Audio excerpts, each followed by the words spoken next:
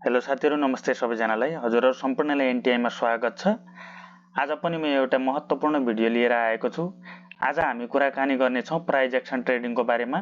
त्यसको भिडियो मैले एउटा अगाडि पनि बनाइसकेको छु र प्राइस एक्सनका अब धेरै भिडियोहरु हुने भएकोले त्यसमध्येको पनि आज एउटा भिडियो चाहिँ मैले प्राइस एक्सनको बारेमा बनाएको छु। नयाँ ट्रेडरहरुको लागि प्राइस एक्सनमा चाहिँ हामीले कसरी ट्रेडिङ गर्न सक्छौं भनेर एउटा स्ट्र्याटेजी मैले यहाँनेर बताउन गइरहेको छु। प्राइस एक्सनमा ट्रेडिङ गर्दाखेरि अब धेरै तरिकाहरु छन्। त्यसमध्येको पनि एउटा तरिका चाहिँ आज हामी कुराकानी गर्ने छौं। तपाईले हेर्न सक्नुहुन्छ यहाँनेर चाहिँ हामीले सुरुमा ट्रेड कसरी लिन सक्छौं भन्दाखेरि अब यहाँनेर यसरी यो मार्केट के छ भने डाउन ट्रेन्ड चलिरहेको छ अहिले हैन। तपाईले यसरी हेर्नुहुन्छ भने यहाँनेर लो लोअर हाई, यसरी लोअर लो लोअर हाई लोअर लो यसरी बनाएको छ। यहाँनेर यसरी यो मार्केट डाउन ट्रेन्ड भयो। सरी यहाँनेर यसरी मार्केट डाउन ट्रेन्ड चलिरहेको छ भनेपछि अब हामीले चाहिँ यहाँ भन्दा अगाडिको त अलिकति के भयो, यहाँबाट यो हाईलाई ब्रेक गरेको कहाँनेर छ त भनेको यो एरिया छ हैन। अब हामीले यहाँनेर ट्रेडिङ सेटअप खोज्दाखेरि कसरी खोज्ने भन्दाखेरि सबैभन्दा हाई र सबैभन्दा लो खोज्नु पर्यो हैन। सबभन्दा हाई र सबभन्दा लो कहाँनेर छ एरिया भन्दाखेरि हामीले चाहिँ अहिलेसम्म चाहिँ के छ डाउन ट्रेन्ड छ, लोअर हाई र लोअर लो बनाउँदै गएको छ। अब हाम्रो रिसेन्टको हाईलाई ब्रेक गरेको कहाँनेर छ भने यहाँनेर चाहिँ हाम्रो यो हाई थियो, यस हाईलाई पनि ब्रेक गरेर अर्को हाई कहाँनेर बनायो त यो एरियामा बनायो भनेपछि अब यो एरिया भरिको सबैभन्दा चाहिँ हाई पोइन्ट कुन भयो यो भयो। अब यो हामीले के बुझ्नु पर्यो भन्दाखेरि यो एरियामा सेलरहरु छन्, यो एरियामा मार्केट पुग्यो भने चाहिँ सेलरहरु हाबी हुन्छन् भनेर हामीले यहाँनेर बुझ्नु पर्ने भयो। अब सबैभन्दा त्यसको यो एरियामा त केही छैन, यो एरियामा चाहिँ अलिअलि सेम तपाईको लोहरु अलिअलि सेम भयो पनि यो लो भन्दा यो लो तल नै छ हैन। अब यो लो भन्दा पनि तल कुन लो छ त? अब यो एरियामा हामीले के भने हाम्रो हाई यो भयो। अब यहाँनेर तपाईले हेर्न सक्नुहुन्छ यो एरिया यो लो भन्दा यो लो तल छ हैन। यो लो भन्दा पनि यो लो तल छ भनेपछि अब हाम्रो चाहिँ सप्लाई एरिया यो भयो भने अब डिमान्ड एरिया यहाँनेर त डिमान्डले धान्न सकेन, डिमान्ड एरिया यो भएन भनेपछि त हाम्रो डिमान्ड एरिया कुन भयो अब यो भयो, यो लो तल छ नि त। त्यसैले अब हामीले ट्रेडिङको सेटअप खोज्ने भनेको यो र यसको बीचमा चाहिँ यो दुईवटा हाई र यो लो को बीचमा हामीले एउटा ट्रेडिङ सेटअप खोज्नु पर्ने भयो हैन।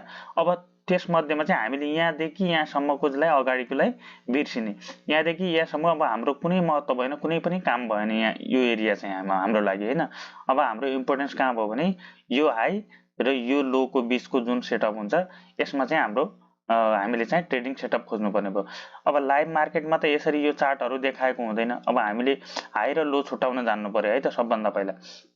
यति गरिसकेपछि अब हामीले एउटा हाई को एरियामा तपाईको यसरी लाइन तान्ने र एउटा लो, सबभन्दा लो कुन छ र सबभन्दा हाई कुन छ यो एरिया यति बनाइसकेपछि अब यहाँबाट पछाडीको चाहिँ हामीसँग अब पछाडी लाइभ मार्केट हुँदैन, अहिलेको जस्तो यसरी देखिएको हुँदैन भनेपछि हामीले यसलाई पनि केही महत्त्व नदिने। अब यो बीचमा चाहिँ हामीले ट्रेड गर्ने हैन। यो बीच कुनै पनि एरियामा हामीले हाम्रो डिमान्ड जोनमा नआउने बेलासम्म चाहिँ हामीले ट्रेड गर्नु भएन। अब हामीलाई के चाहियो भने यो डिमान्ड एरिया चाहियो, किनकि हामीले ट्रेड बाइ गर्नको लागि चाहिँ यो डिमान्ड एरिया चाहियो भनेको मार्केट अब यो एरियामा आउनु पर्यो। यदि यो एरियामा मार्केट आउँछ भने मात्रै हामीले ट्रेड गर्न सक्छौं।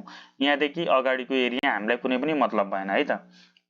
अब यो एरियामा आउनका लागि चाहिँ अब हामीले हेर्नु पर्यो यहाँनेर यसको डिमान्ड एरिया कहाँ छ त यहाँ छ हैन।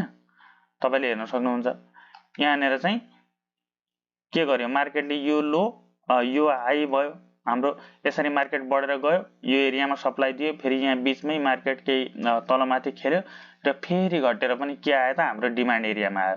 अब हो यहाँनेर डिमान्ड एरियामा आइसकेपछि हामीले इन्ट्री गर्नु पर्यो। इन्ट्री गर्दाखेरि पनि माथिबाट घटिरहेको मार्केटमा चाहिँ यसरी रातो क्यान्डल बनाएको छ भने हामीले यो एरियामा इन्ट्री गर्नु भएन। यो रातो क्यान्डललाई चाहिँ भोलिपल्टको जुन तपाईको ग्रीन क्यान्डलले यसरी कभर गरेको छ, यो रातो क्यान्डललाई माथि ब्रेकआउट गरिसकेपछि हामीले यो एरियामा यो क्यान्डलमा के गर्यौं त इन्ट्री गर्यौं।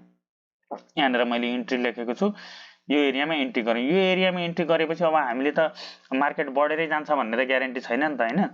मार्केट बढेरै जान्छ भन्ने ग्यारेन्टी छैन भनेपछि हामीले के गर्नु पर्यो स्टप लसको पनि ध्यान दिनु पर्यो। स्टप लस कहाँ हुन्छ त भनेको हाम्रो जुन अघिल्लो क्यान्डलको लो, जस्तै हामीले यो एरियामा बाइ गर्यौं, त्यसको अघिल्लो क्यान्डल भनेको यो रातो क्यान्डल भयो, त्यसको लो भनेको चाहिँ कुन भयो त्यसको लो भनेको यो भयो भनेपछि यो एरियामा चाहिँ हामीले के गर्यौं स्टप लस राख्यौं यो एरियामा मार्केट यो भन्दा तल आउँछ भने हामीले बेचेर निस्किनु पर्छ भनेर हामीले चाहिँ स्टप लस राख्यौं भनेपछि हाम्रो चाहिँ एकदम एक्ज्याक्ट डिमान्ड जोनमा आयो अब हामीले के भयो त यहाँनेर बाइ गर्यौं बाइ गरिसकेपछि अब हामीले बेच्ने कहाँ त यो एरियामा अब हामीले बीचमा कुनै पनि एरियामा बेच्नु भएन भनेपछि हाम्रो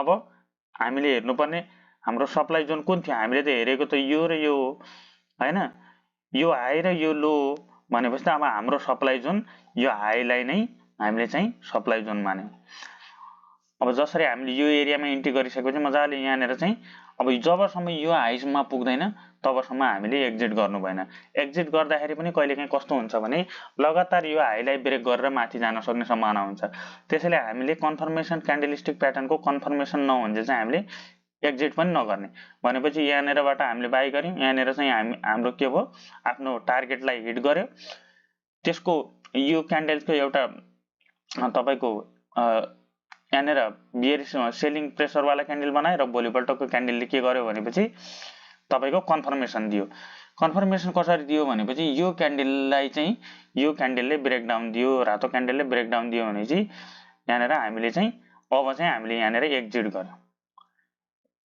यहाँनेर चाहिँ हामीले यसरी एक्जिट गर्यौं भनेपछि एउटा ट्रेडिङ स्ट्र्याटेजी प्राइस एक्सनको यो पनि हो साथीहरु तपाईलाई भिडियो कस्तो लाग्छ भिडियो राम्रो लाग्छ भने कृपया च्यानललाई सब्स्क्राइब गर्नु होला लाइक गर्नु होला आगामी दिनमा पनि यस्तै स्ट्र्याटेजीहरु लिएर आउने छु हस्त धन्यवाद